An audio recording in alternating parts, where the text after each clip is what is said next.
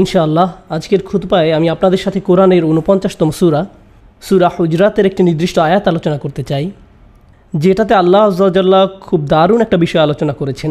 তিনি আরব নামে একদল লোকের আলোচনা করেছেন। আরবরা বেদুইন ছিল এবং এই আয়াতের প্রেক্ষাপট আলোচনার মূল ভাবটা বলার পূর্বে আমাদেরকে এই লোকদের সম্পর্কে কিছু জানতে হবে, যেটা আল্লাহ তাদের সম্পর্কে বলেছেন। আপনারা জানেন যে রাসূলুল্লাহ সাল্লাল্লাহু আলাইহি ওয়াসাল্লাম মক্কা নগরীতে ওনারা দাওয়াত কাজ পরিচালনা করতেন, যেটা ওই অঞ্চলের অন্যান্য এলাকা থেকে ঘনবসতিপূর্ণ ছিল। এরপর উনি মদিনা শহরে গেলেন, সেটাও আরেকটি ঘনবসতিপূর্ণ এলাকা ছিল। অর্থাৎ এটি ছিল এমন একটি শহর যেখানে অনেক মানুষ কাছাকাছি বসবাস করত। কিন্তু আরব জনসংখ্যার একটি বড় অংশ ছিল আরব। এমন লোক যারা শহরে বাস করতো না, তারা ঘুরে বেড়াতো, তারা তাদের পশুর পাল নিয়ে মরুভূমির বুকে চড়ে বেড়াতো।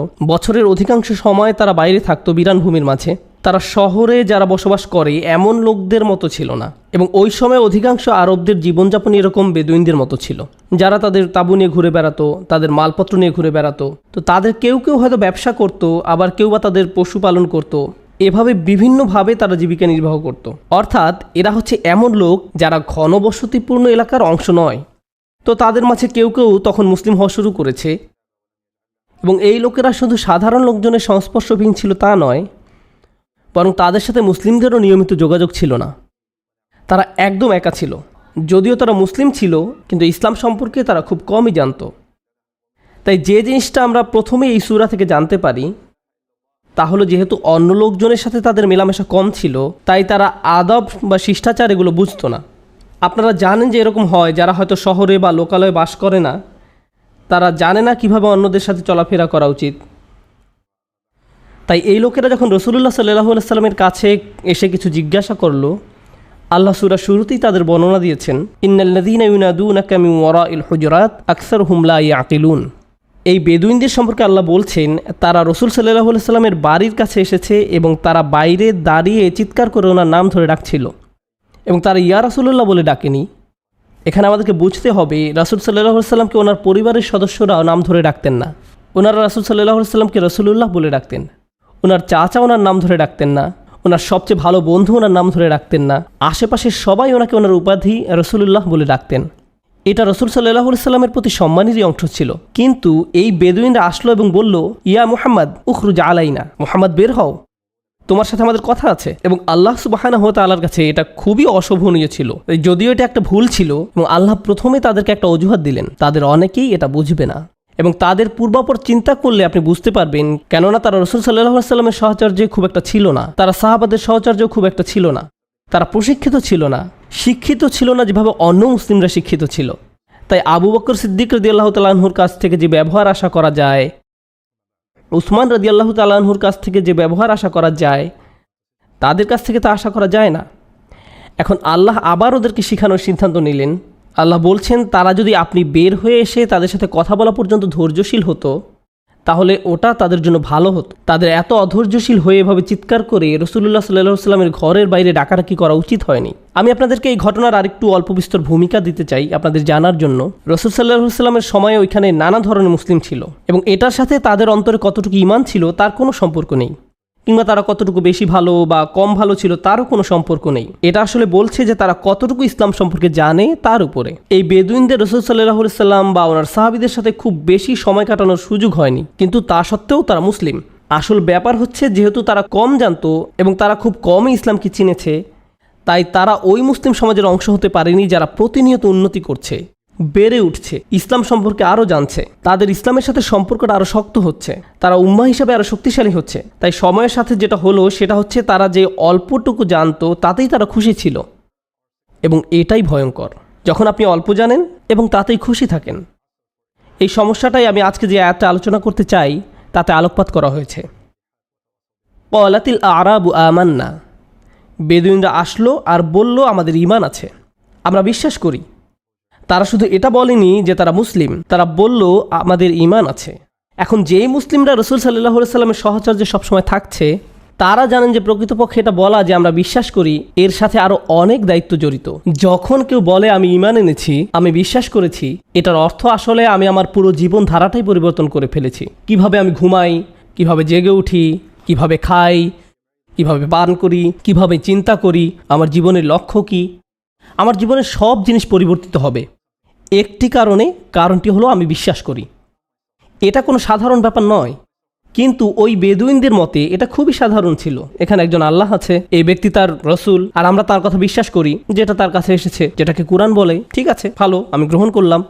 এটা তাদের জন্য একটা অতি সাধারণ ব্যাপার ছিল। এটার জন্য তাদের নিজেদেরও একেবারে রূপান্তর করার প্রয়োজন ছিল না। তাই তারা বলল আমান্না, আমরা ঈমান আনলাম। ভালো, কিন্তু আল্লাহ আযজা ওয়া জাল্লা তাদেরকে শুধরে দিলেন আর বললেন কুল্লাম তুমিনু। রসুল সাল্লাল্লাহু আলাইহি সাল্লামকে ওনার নিজস্ব ব্যবহারের ধরন থেকে বের হয়ে তাদেরকে বলতে বলা হলো লাম তুমিনু, তোমরা ঈমান আনোনি, ওয়ালাকিন কুলু আসলামনা, বরং এটা বলো যে আমরা ইসলাম গ্রহণ করেছি। প্রসঙ্গক্রমে আমরা ইসলাম গ্রহণ করেছি, আমরা সমর্পণ করেছি, এটার মানে হলো আমরা শুধু প্রথম পদক্ষেপটাই নিয়েছি। ঈমান অনেক পরিপক্ক একটা বিষয়। ইসলাম শুধু তোমার প্রথম পদক্ষেপ। এবং আপনারা কোরআনে লক্ষ্য করবেন আমান্না ব্যাপারটি কোরআনে প্রশংসিত হয়েছে। সাধারণত যখন লোকেরা বলে আমরা বিশ্বাস করতে এসেছি, এটা অবশ্যই একটা ভালো ব্যাপার, কিন্তু এই লোকদের ক্ষেত্রে আপনাকে বুঝতে হবে যে তারা কোথা থেকে এসেছে।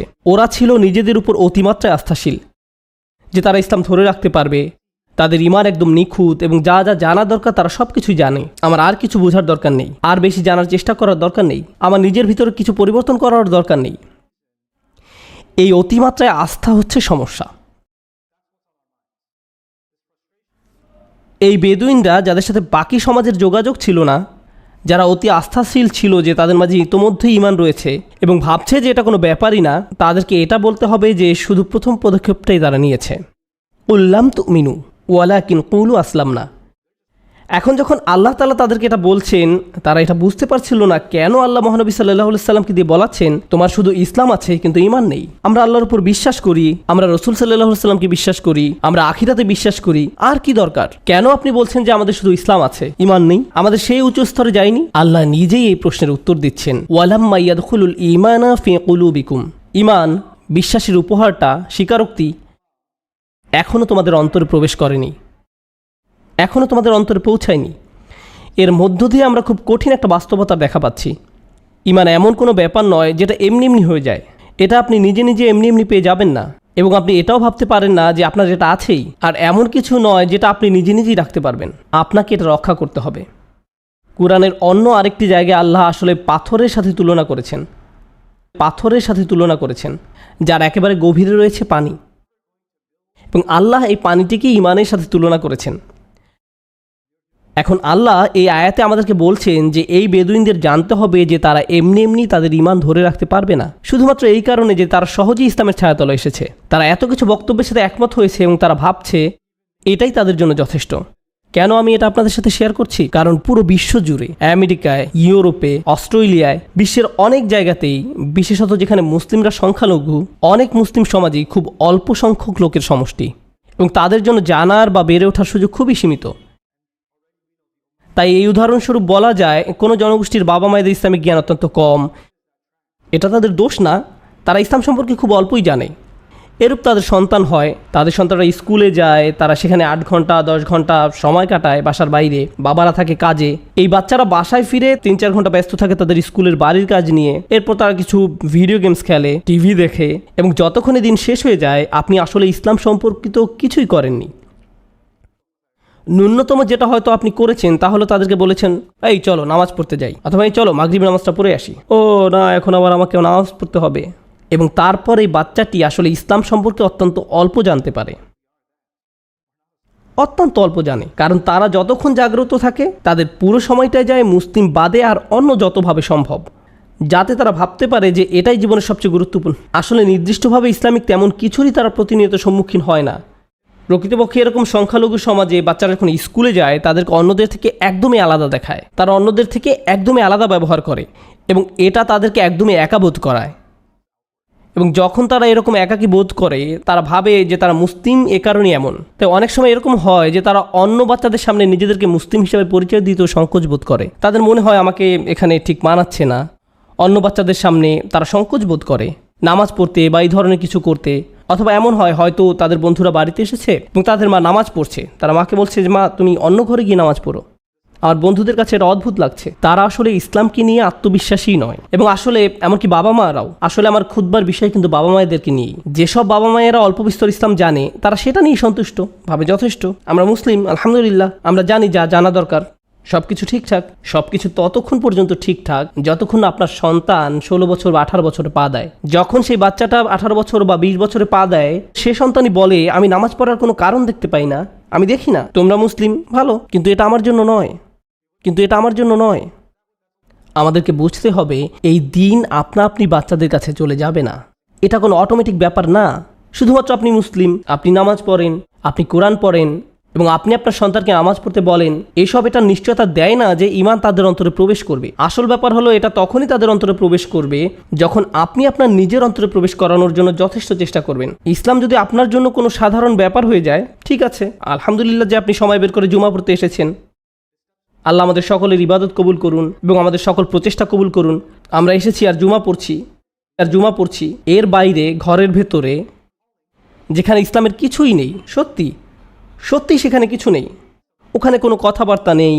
আমাদের বাচ্চারা এটাও জানে না যে আমাদের রাসূলুল্লাহ সাল্লাল্লাহু আলাইহি ওয়াসাল্লাম কে ছিলেন, তারা কোরআন কি সেটা জানে না। শুধুমাত্র ছোট কিছু সূরা ছাড়া যেগুলো আপনারা ওদেরকে শিখিয়েছেন, সেক্ষেত্রে আমাদের সাথে ওই বেদুইনদের তেমন কোনো পার্থক্য নেই, যাদের সাথে ইসলামের যোগাযোগ ছিল খুবই কম, অথচ তারা অত্যন্ত আত্মবিশ্বাসী ছিল যে তাদের এটি আছে। আর আল্লাহ তাআলা তাদেরকে বলছেন এটা এখনও তোমাদের অন্তরে প্রবেশ করেনি। কেননা যদি এটা একবার প্রবেশ করেই থাকে কারো অন্তরে, কিছু একটা হবে যেটা আসলে ভাষায় প্রকাশ করা যায় না। সবাই তার পরিবেশ দ্বারা প্রভাবিত। আপনি হয়তো বলতে পারেন আমি সর্বক্ষণ নন মুসলিমদের পাশে থাকি, তাই আমার ঈমান দুর্বল হচ্ছে। আমি এমন জায়গায় থাকি যেখানে শেখার কোনো জায়গা নেই, শেয়ার করার কোনো জায়গা নেই, আমার মূল্যবোধগুলো শক্ত করার কোনো জায়গা নেই। হ্যাঁ, এটা সত্যি, কিন্তু কি জানেন, যখন ঈমান একবার আপনার অন্তরে প্রবেশ করে, আপনি হয়তো গুহাবাসীর মতো গুহার মাঝে থাকতে পারেন এবং তা সত্ত্বেও আপনার ঈমান বজায় থাকবে। আপনি হয়তো ইব্রাহিম আলাইহিস সালামের মতো, যিনি ছিলেন কানা উম্মাতান, একদম নিজে উনি একটা উম্মাহ ছিলেন, ওনার আশেপাশে ওনার কোনো সাথী ছিল না। অর্থাৎ আমরা আমাদের পরিবেশকে অজুহাত হিসেবে দাঁড় করাতে পারি না। বেদুইনদেরকে এই অজুহাত করতে দেওয়া হয়নি, তোমরা তো শহরে বাস করো না, তোমাদের জন্য এটা ঠিক আছে না। ওয়ালাম্মা ইয়াদখুলুল ঈমানা ফি কুলুবিকুম ওয়া ইন তুতিউল্লাহ ওয়া রাসূলাহু লা ইয়ালতাকিম মিন আমালিকুম শাইআ। যদি তুমি আল্লাহ এবং তার রাসূলের আনুগত্য করো, এখানে রাসূল সাল্লাল্লাহু আলাইহি ওয়াসাল্লামের উল্লেখ করাটা সত্যি গুরুত্বপূর্ণ। ওয়া ইন তুতিউল্লাহ ওয়া রাসূলাহু, কেন? কারণ মদিনার বাইরের মরুভূমিতে থেকে রাসূল সাল্লাল্লাহু আলাইহি ওয়াসাল্লামের আনুগত্য করাটা সহজ নয়। আমাদের জন্য রাসূল সাল্লাল্লাহু আলাইহি ওয়াসাল্লামের আনুগত্য করা একরকম, আর বেদুইনদের জন্য রাসূল সাল্লাল্লাহু আলাইহি ওয়াসাল্লামের আনুগত্য করা আরেক রকম। রাসূল সাল্লাল্লাহু আলাইহি ওয়াসাল্লাম কী করতে বলেছেন সেটা তাদের পক্ষে জানা সম্ভব না, যতক্ষণ না ওনাদের সাথে এমন কেউ থাকবে যে বলতে পারবে রাসূল সাল্লাল্লাহু আলাইহি ওয়াসাল্লাম কী বলেছেন। তাই তাদের বিকাশের জন্য আসলে তাদেরকে এমন জায়গায় থাকতে হবে যেখানে এই বিষয়ে পড়াশোনা চলছে, যেখানে এই বিষয়ের বিকাশ হচ্ছে, আলোচনা হচ্ছে। ওয়া ইন তুতিউল্লাহ ওয়া রাসূলাহু, আরবিতে ইতা এর অর্থ শুধু আনুগত্যই নয়, এটা মনোযোগ দেওয়া অর্থেও ব্যবহৃত হয়।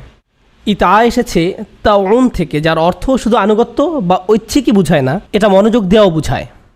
যদি আপনি মনোযোগ দেন আর তারপর শোনেন এবং আল্লাহ ও তার রাসূলের আনুগত্য করেন, আপনার কোনো কাজ বৃথা যাবে না। একদিকে তাদেরকে বলা হচ্ছে তাদের প্রকৃত ঈমান নেই, তাদেরকে সেই ঈমান অর্জন করতে হবে। অন্যদিকে তাদেরকে বলা হচ্ছে শোনো, এর অর্থ এটা নয় যে যা ভালো কাজ তুমি করেছো তা বৃথা গেছে। যদি তুমি আল্লাহ ও তার রাসূলের আনুগত্য অটল থাকো, তোমার কোনো কাজই বৃথা যাবে না। এটা অত্যন্ত গুরুত্বপূর্ণ ব্যাপার। কুরআনের অন্য এক জায়গায় সূরা হাদীদে আল্লাহ তাদের পরিণতি সম্পর্কে বর্ণনা করেন, যেসব লোকেরা তাদের ঈমানকে সহজভাবে নিয়েছে, তারা ভাবে ঠিক আছে আমরা মুসলিম, আলহামদুলিল্লাহ, এর অর্থ সব ঠিক আছে। না, সব ঠিক নেই। এটা অত্যন্ত গুরুত্বপূর্ণ ব্যাপার। এরকম সম্ভাবনা কি আছে যে কেউ মুসলিম হলো এবং সময়ের সাথে সাথে তাদের ঈমান দুর্বল থেকে দুর্বলতর হলো, এমন পর্যায়ে যে তারা এমনকি ইসলাম নিয়েই সন্দেহ প্রকাশ করা শুরু করলো? এটা কি সম্ভব? অবশ্যই সম্ভব। প্রকৃতপক্ষে হাদীদের আয়াতটিতে যাবার আগে, এমনকি এই সূরাতেও আল্লাহ বলছেন প্রকৃত মুমিন তারাই যারা আল্লাহ এবং তার রাসূলে বিশ্বাস করে এবং এর পরে আর কখনো সন্দেহ পোষণ করে না। আল্লাহ কেন বলছেন যে তারা আর কখনো সন্দেহ পোষণ করে না? কারণ সেই সম্ভাবনা রয়েছে। সেই সম্ভাবনা যদি না থাকতো তাহলে সেটা উল্লেখ করার কোনো দরকারই ছিল না। আসলে আমরা আমাদের ঈমান এমনি ধরে রাখতে পারবো না। এর জন্য আসলেই প্রচেষ্টা দরকার, অনেক প্রচেষ্টার দরকার। এখন যেই জিনিসটাতে আমি আপনাদের দৃষ্টি আকর্ষণ করতে চাই তা হলো বাহির বনাম ভিতর।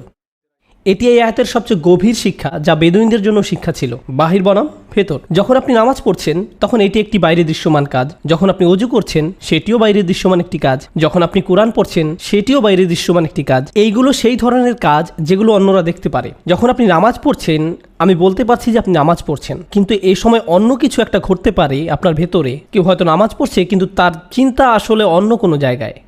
কেউ হয়তো কোরআন পড়ছে কিন্তু তারা কি পড়ছে তাতে তাদের মনোযোগ নেই। বুঝতে পেরেছেন? আল্লাহ আমাদের ভিতরে যে পরিবর্তন হচ্ছে সেটা দেখতে চান। ওয়ালাম্মা ইয়াদখুলুল ঈমানা ফি কুলুবিকুম, ঈমান তোমাদের অন্তরে প্রবেশ করেনি। একদম হৃদয়ের গভীরে আপনি কি চিন্তা করেন, আপনার জীবনের লক্ষ্য কি, আপনি টাকা রোজগার করছেন কেন, আপনি কাজ কেন করছেন, আপনার সন্তানদেরকে নিয়ে আপনার পরিকল্পনা কি, আপনার নিজের জীবনের উদ্দেশ্য কি, আপনি অস্তিত্বের কারণ কি।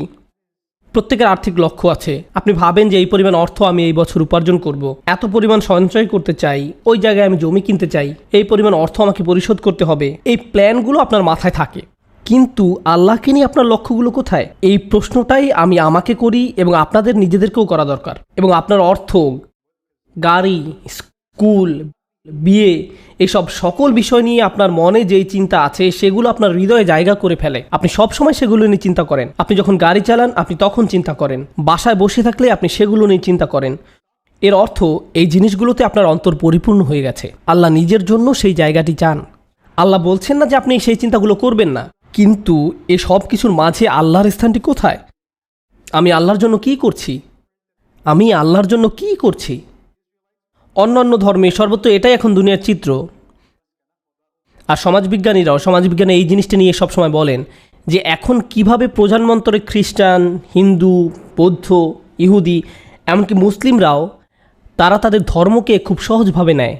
এটা এমন জিনিস যেটা তাদের বাবা মা তাদেরকে উত্তরাধিকার সূত্রে দেয়। তাই বেশিরভাগ সন্তান যারা আজকাল বড় হচ্ছে ধার্মিক হচ্ছে না, কারণ এটা শুধু তাদের বাবা মার একটি সংস্কৃতি। তারা এটাকে নিজেরা বিশ্বাস করে এমনভাবে দেখে না, তারা এটাকে দেখে তাদের সংস্কৃতি হিসাবে। যেমন ধরুন, আপনি একভাবে কাপড় পরেন, সেটা আপনার সংস্কৃতির অংশ। আপনি এক ধরনের খাবার খান, সেটা আপনার সংস্কৃতির অংশ। আমাদের সংস্কৃতিতে আমরা এইভাবে প্রার্থনা করি, আমাদের সংস্কৃতিতে এই ধরনের প্রথা আছে, এই ধরনের ঈদ বা এই ধরনের উৎসব আছে। এগুলো শুধুই সাংস্কৃতিক ব্যাপার। তারা কিন্তু বিরিয়ানি বা বাখলাবা খায় না, তারা পিৎজা খায়, তারা বার্গার খায়। তারা আমাদের থেকে ভিন্ন। তাই তারা যখন পুরাতন সংস্কৃতি থেকে বের হয়ে যায়, অনেকেই সাথে সাথে পুরাতন ধর্ম থেকেও বের হয়ে যায়। এটা শেষ, কারণ পুরো ধর্মটা তাদের কাছে শুধুই সংস্কৃতি ছিল। এটা তাদের কাছে শুধু কতগুলো বাহ্যিক নিয়ম কানুনের সমষ্টি ছিল মাত্র। অন্তরের ভেতরে কি হচ্ছে তার সাথে ধর্মের কোনো যোগাযোগ নেই। এটা খুবই গুরুত্বপূর্ণ ব্যাপার, কারণ আপনি একটি পুরো মুসলিম প্রজন্ম ওইভাবে হারাতে পারেন। গত বছর আমি মেক্সিকোতে গিয়েছিলাম একদিনের জন্য, মেক্সিকো সিটিতে। আমি যখন সেখানে ছিলাম, যেটা বিশ্বের সবচেয়ে জনবহুল শহরগুলোর একটি, 38 মিলিয়ন লোকের বাস, আমার মোবাইলে হালাল দোকান খোঁজার অ্যাপস ছিল, যা দিয়ে আমি হালাল দোকান খুঁজছিলাম, কারণ সেখানে আমাকে আরও 6-7 ঘন্টা থাকতে হবে আমার স্ত্রী সহ। আমি 2টা রেস্টুরেন্ট পেলাম, তো আমরা একটা মরক্কান রেস্টুরেন্টে গেলাম। যাই হোক, আমরা গেলাম সেখানে। সেই মরক্কান ভাই এই রেস্টুরেন্টটি চালু করেন 1972 সালের দিকে। এটা তখন সেখানকার 2টা হালাল রেস্টুরেন্টের মাঝে একটা ছিল। এটি ছাড়া আরেকটা পাকিস্তানি রেস্টুরেন্ট আছে।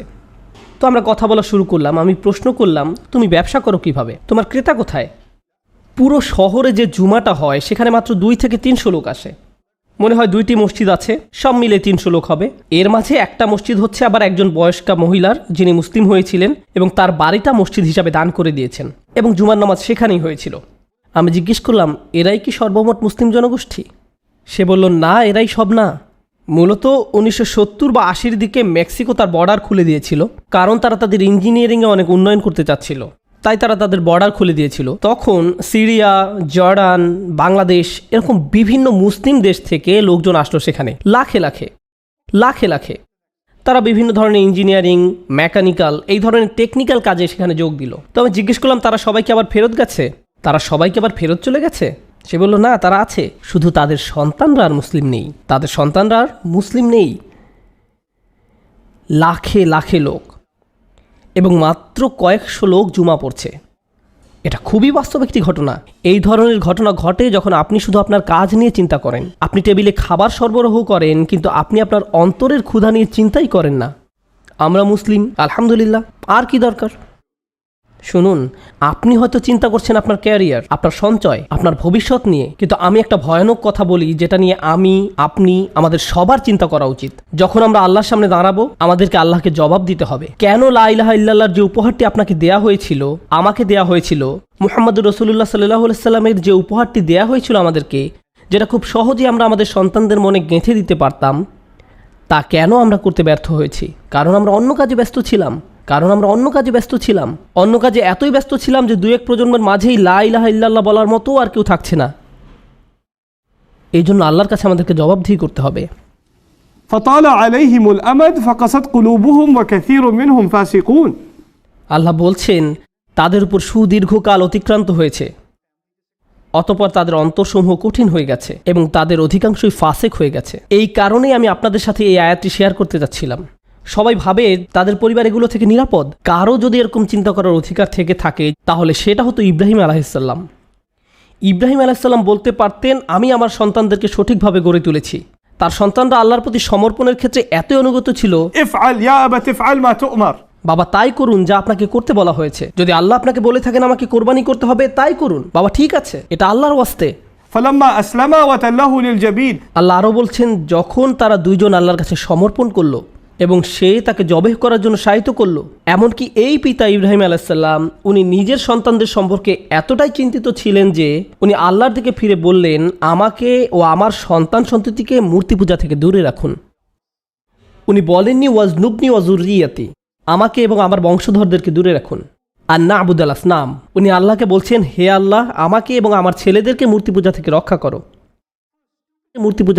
করো। উনি যদি বলতেন জুররিয়াতি, তাহলে বোঝাতো আমাকে, আমার সন্তানদের, তাদের সন্তানদের, তাদের নাতি নাতনি সবাইকে তুমি মূর্তি বা আইডল পূজা থেকে রক্ষা করো। উনি এতদূর পর্যন্ত চিন্তা করছেন না। উনি চিন্তিত যে উনি নিজে এবং ওনার সন্তানদের জন্য। এমনকি তারা আল্লাহর কাছে সমর্পণ করার পরে উনি মনে করছেন যে ওনারা নিরাপদ নয়। হে আল্লাহ, একমাত্র তুমি আমাদেরকে নিরাপদ রাখতে পারো। ربي إنهن أضللن كثيرا من الناس। এই দোয়াটা পরে আমি সত্যিই স্তম্ভিত, আমি পুরোপুরি অবাক। কাবা সেই বাড়ি যা তিনি বানিয়েছিলেন, উনি বানিয়েছিলেন তার ছেলেকে সাথে নিয়ে। এরপর উনি আবার ওই শহরে যখন ফেরত আসলেন, তখন সেখানকার সবাই আল্লাহর ইবাদত করত। এরপরও উনি চিন্তিত এবং আল্লাহর কাছে দোয়া করছেন, হে আল্লাহ, আমাকে এবং আমার ছেলেদেরকে মূর্তি পূজার হাত থেকে রক্ষা করো। তাই এখন শেষ যে জিনিসটা আপনাদের সাথে শেয়ার করতে চাই, আমাদের নিজেদের সন্তানদেরকে নিয়ে যাতে আমরা চিন্তা করতে পারি যে ইসলামকে আমাদের জীবনে খুবই সচেতন একটা ব্যাপার হতে হবে। আমার উপর রাগ হলেও আপনি অন্তত কিছু শুরু করুন, একদম কিছু না করা থেকে। নিজের জন্য, নিজের পরিবারের জন্য এটা আমাদের সকলের চিন্তার বিষয়। প্রত্যেকটি বাচ্চা যারা সন্দেহ করা শুরু করে, প্রত্যেকটি বাচ্চা যারা আল্লাহর কালেমার থেকে ভিডিও গেম নিয়ে বেশি ব্যস্ত, এটা আমাদেরই ক্ষতি। আপনাদেরকে আমি যেটা বলতে চাই সেটা হচ্ছে মূর্তি বা আইডল। ইব্রাহিম আলাইহিস সালাম মূর্তি বা আইডল নিয়ে চিন্তিত ছিলেন। আমাদের সেই সমস্যা নেই। এখানে কোনো মূর্তি নেই, কোনো ক্রস নেই। আমরা এটা নিয়ে চিন্তিত না যে আমাদের সন্তানরা কোনো মূর্তির পূজা করবে। কিন্তু আপনাকে বুঝতে হবে আসলে আইডলটা কি, আসনাম কি। প্রত্যেক প্রজন্মের একটা নিজস্ব আইডল আছে, প্রত্যেক সময়ের একটা নিজস্ব আইডল আছে। আমাদের আজকের সময় আইডল হচ্ছে আরেকটি ব্যাপার। আইডল হচ্ছে এমন জিনিস যেটার আপনি পূজা করেন, যেটার সাথে আপনার আশা আকাঙ্ক্ষা জড়িত, এমন জিনিস যেটা আপনার হৃদয়ে আল্লাহর স্থানটা দখল করে রেখেছে, এটাই আইডল। এবং আমাদের সময়ে খুব স্বাভাবিকভাবেই প্রযুক্তি আইডলে পরিণত হতে পারে। আমাদের সময় খুব সহজেই অর্থ কারো আইডলে পরিণত হতে পারে, যেটার তারা পূজা করে, যেটা নিয়ে তাদের চিন্তা তা হলো অর্থ, বাইরের বেশভূষা, বিভিন্ন ইলেকট্রনিক যন্ত্রপাতি। এক সময় মানুষজন কান্না করতো কারণ তারা হজ করতে পারেনি, আর এখন মানুষজন কান্নাকাটি করে কারণ তাদের কাছে আইফোন 6 নেই। তারা একটি আধ্যাত্মিক সংকটের মধ্য দিয়ে যাচ্ছে কারণ তাদের কোনো নির্দিষ্ট হয়তো ভিডিও গেম নেই। আমার PS3 আছে কিন্তু PS4 নেই। কি ভয়াবহ অবস্থা! বাচ্চারা এইসব জিনিসের জন্য অঝরে কান্না করে। কি করেছি আমরা? আমরা আমাদের সন্তানদের জন্য আইডল তৈরি করেছি। তারা একদম নিষ্পাপ ছিল। আপনি তাদের সামনে যা দিবেন সে ওটাতেই মগ্ন হয়ে যাবে। এরপর তাদের সে অবসেশনের জন্য আপনি তাদেরকে দোষ দিতে পারেন না। আমি বলছি না যে আপনি তাদেরকে ওগুলো দিবেন না। আমার বাচ্চারাও গেমস খেলে, আমি নিজেও ওদের সাথে খেলি। কিন্তু এখানে একটা ভারসাম্য বজায় রাখতে হবে। আপনার কাজ শুধু আপনার সন্তানদেরকে এসব বিলাসিতার জিনিস সরবরাহ করা নয়। তখন এই জিনিসগুলোই তাদের আইডলে পরিণত হয়। তারা শুধু এগুলোরই পূজা করে, তাদের পুরো জীবন শুধু এগুলোময় হয়ে যায়। কতবার আমি তরুণ মুসলিম ছেলেমেয়েদের কাছে ঘটনা শুনেছি, আমি আল্লাহকে বিশ্বাস করি না। আমি সারা দুনিয়ার কথাও বলছি না, শুধু টেক্সাসের কথা বলছি, শুধু টেক্সাসে। আমি আল্লাহকে বিশ্বাস করি না। আমাকে একা থাকতে দাও, আমার ভিডিও গেম খেলতে চাই, একা থাকতে দাও। এই দুইটি জিনিস কিন্তু আলাদা কোনো ব্যাপার নয়। তার ক্ষেত্রে আল্লাহ অন্য ঈশ্বর বা ভিডিও গেম দিয়ে প্রতিস্থাপন হয়ে গেছে। যখন আপনি দিনে 8 থেকে 10 ঘন্টা গেমস খেলছেন, কিন্তু আমরা ভাবি আমরা মুসলিম, অন্তত জুমা তো পড়ি, অন্তত আমরা ঈদ তো পালন করি, ঈদে কিছু ভালো খাবার দাবার বানাই, তাই আমরা ঠিক আছি। ولما يدخل الإيمان في قلوبكم وإن تطيعوا الله ورسوله لا يلدكم من أعمالكم شيئا। আল্লাহ বলছেন, তুমি যদি আল্লাহ এবং তার রাসূলের অনুসরণ করো, তোমার কোনো কাজ বৃথা যাবে না, আল্লাহ আপনার কোনো আমল নষ্ট করবেন না। শেষ যে উপদেশটা দিতে চাই আমার নিজেকে এবং আপনাদের সবাইকে, সন্তানদের ঈমান এবং তাদের জন্য আল্লাহর হেদায়েত আমাদের হাতে নেই। আমাদের সন্তানদের জন্য আল্লাহর হেদায়েত আমাদের হাতে নেই। আল্লাহ তাকে হেদায়েত দেন যাকে ওনার ইচ্ছা হয়। আপনি সর্বোৎকৃষ্ট পরিবেশ তাদেরকে দিতে পারেন, আপনি আপনার পক্ষে যতটুকু সম্ভব তা করতে পারেন। তা সত্ত্বেও দিন শেষে আমাদের সন্তানরাই তাদের নিজেদের সিদ্ধান্ত নেবে। রাসূল সাল্লাল্লাহু আলাইহি ওয়াসাল্লাম এমনকি ফাতিমা রাদিয়াল্লাহু তাআলা আনহার দায়িত্ব নেননি। না, উনি নেননি। ইয়া ফাতিমা বিনতু মুহাম্মদ ইত্তাকিল্লাহ ফা ইন্নী লা আমলিকু লাকি মিনাল্লাহি শাইআ। হে ফাতিমা, আল্লাহর প্রতি তোমার তাকওয়া তোমার নিজেরই থাকতে হবে, আল্লাহর ভয়ও নিজেরই থাকতে হবে। আল্লাহর সামনে আমি তোমাকে কোনো সাহায্য করতে পারবো না। রাসূল সাল্লাল্লাহু আলাইহি ওয়াসাল্লাম ওনার নিজের মেয়েকে বলছেন, তুমি একা, তোমাকে আল্লাহর সামনে দাঁড়াতে হবে, একদম একা। একা দাঁড়ানো, আমাদেরকে আমাদের সন্তানদেরকে একা দাঁড়ানোর জন্য তৈরি করতে হবে। আমাদেরকে আমাদের সর্বোচ্চ চেষ্টা করতে হবে, আর বাকিটা আল্লাহর হাতে আর তাদের হাতে। কিন্তু আমরা যেন এটা বলতে সমর্থ হই যে আমরা আমাদের সর্বোচ্চ চেষ্টা করেছি। আমার কথা হচ্ছে আমরা আমাদের সর্বোচ্চ চেষ্টা করছি না। আমি আবারও বলছি, ওটা আমাদের হাতে নেই। তারা কীরকম হবে শেষ পর্যন্ত তা তাদেরই হাতে। কিন্তু আমাদের জন্য পিছনে ফিরে এটা বলতে না হয় যে আমরা সঠিক সুযোগটি দেইনি। বাস্তব জীবনে আমরা কিভাবে এই কাজটা শুরু করতে পারি? কিভাবে আপনি ইসলামকে আপনার পরিবারের সদস্যদের হৃদয়ে পৌঁছাবেন, আপনার নিজের অন্তরে এবং আপনার পরিবারের অন্তরে? আমাদেরকে আসলে যেটা করতে হবে সেটা হলো এই দিন সম্পর্কে আমাদের কথা বলতে হবে। আমাদেরকে আলোচনা করতে হবে আল্লাহকে নিয়ে, আমরা কেন মুসলিম তা নিয়ে, কোরআনের অর্থ নিয়ে, কেন এই দিন একদম সঠিক তা নিয়ে কথা বলতে হবে, কেন এই দিন এত সুন্দর তা নিয়ে। আপনি জানেন আপনার সন্তানরা স্কুলে যায়, তাদের ক্রিশ্চিয়ান বন্ধু আছে, তাদের ইয়াহুদি বন্ধু আছে, তাদের নন মুসলিম বন্ধু আছে, এবং তারা বাসায় আসে আর জিজ্ঞাসা করে, বাবা কেন আমরা ভাবি যে আমরাই একমাত্র সঠিক ধর্ম? আরও তো কত ধর্ম আছে। আর আপনি যখন এটা শোনেন আপনি বলেন, আস্তাগফিরুল্লাহ, তুমি এসব কি বলছো? না না না, কোনো প্রশ্ন করা যাবে না। আপনাকে জানতে হবে কেমন করে এসব ব্যাপারে কথা বলতে হয়। এটাই সুযোগ। আপনার সন্তান এই ধরনের প্রশ্ন করছে, এটা তো ভালো জিনিস, এটা খারাপ জিনিস নয়। এটা তখনই খারাপ ব্যাপার যখন আপনি সেই প্রশ্নের উত্তর দিচ্ছেন না, এবং আপনি যদি না জেনে থাকেন যে কিভাবে এইসব প্রশ্নের উত্তর দিতে হয়, তাহলে বরং আপনি নিজেই পড়াশোনা শুরু করুন, অন্য কেউ এসে তাদেরকে শেখাবে না। পিতামাতা ভাবে যে না না, তাদের সানডে স্কুলে দিয়ে দিলেই হবে, তারা সেখানেই সব জবাব শিখবে। না, আপনার সন্তানের কাছে সেটাই গুরুত্বপূর্ণ যেটা আপনার কাছে গুরুত্বপূর্ণ। অন্য কেউ আপনার এই সমস্যার সমাধান করতে পারবে না। এই সমস্যার সমাধান আপনি বাইরে থেকে আমদানি করতে পারবেন না। এটা আপনার সমস্যা, আপনার নিজেকে নিজের শিক্ষিত করতে হবে। বিশেষত এই ধরনের ছোট কমিউনিটির জন্য, যেখানে আপনার চারপাশে শুধু নন মুসলিম থাকে। তাই এতে আশ্চর্যের কিছু নেই যে আপনি প্রতিনিয়ত প্রশ্নের সম্মুখীন হবেন। আপনি সব ধরনের প্রশ্নের সম্মুখীন হবেন সব সময়, কারণ আপনি মুসলিম। এর কোনো থামাথামি নেই, কোনো শেষ নেই। আপনার কিভাবে সেই প্রশ্নের জবাব দেওয়া উচিত যার জবাব আপনি নিজেই জানেন না? আল্লাহর কিতাব এতই শক্তিশালী, এই দিন এতই শক্তিশালী যে আপনি শুধু সেই প্রশ্নের জবাবই শিখবেন না, তৎক্ষণাৎ প্রশ্ন করাও শিখবেন। আপনি এমন অবস্থানে যাবেন যে আপনাকে প্রশ্ন করবে এমন হবে না, বরং উল্টো আপনিই প্রশ্ন করবেন। আপনি বলবেন, আমরা যা করি তার অর্থ নেই, আমার ধর্ম অর্থহীন, তাহলে এটা কি, তাহলে এটা কি, ওইটা কি, এগুলো তোমার কাছে কি অর্থ বহন করে, এটা কি তোমার কাছে অর্থপূর্ণ? আমরা নিজেরা সবসময় ডিফেন্সিভ থাকি, এটা প্রমাণ করি যে আমাদের প্রকৃতপক্ষে সেই ঈমানটা নেই যেটা আমাদের থাকা উচিত। একবার যদি ঈমানের সৌন্দর্য স্বাদ অনুভব করতে পারেন, আপনি তখন অন্যদের সাথে সেটা শেয়ার করতে চাইবেন। আমরা আমাদের সন্তান এবং নিজেদের এইরকম বিরান এলাকায় আমাদের দিনের প্রতিনিধি হিসেবে উপস্থাপন করতে চাই। আমি এখান দিয়ে গাড়ি চালিয়ে আসছিলাম ডালাস থেকে, কিন্তু আমি যখন এখানে আসছিলাম আমি ভাবছিলাম, এটা কেমন জায়গা, কোথাও কিছু নেই, শুধু খালি জায়গা পড়ে আছে বিস্তীর্ণ এলাকা জুড়ে, এবং এর মাঝেও আল্লাহ সিদ্ধান্ত নিয়েছেন যে আপনারা এখানে থাকবেন। লা ইলাহা ইল্লাল্লাহ বলে এমন লোক এখানে থাকবে। জানেন এর মানে কি? এই পুরো এলাকায় যদি ইসলাম সম্পর্কে কেউ না জেনে থাকে, তাহলে সেটা দায় আপনার সন্তানদের। আল্লাহ আমাদের এই জায়গায় কোনো কারণ সহই পাঠিয়েছেন। চাকরি আপনাকে আল্লাহ যে কোনো জায়গায় দিতে পারতেন, অর্থ আল্লাহর জন্য সেটা সহজ, কোনো সমস্যাই নয়। আল্লাহ মানুষকে কোনো জায়গায় সেটেল করেন কোনো নির্দিষ্ট কারণে। আল্লাহ মানুষকে কোনো জায়গায় সেটেল করেন অবশ্যই নির্দিষ্ট কোনো কারণে। আপনি এখানে আছেন কারণ দুনিয়ার এই জায়গাটাতে লা ইলাহা ইল্লাল্লাহ প্রয়োজন আছে, এই জায়গার সেটা দরকার আছে।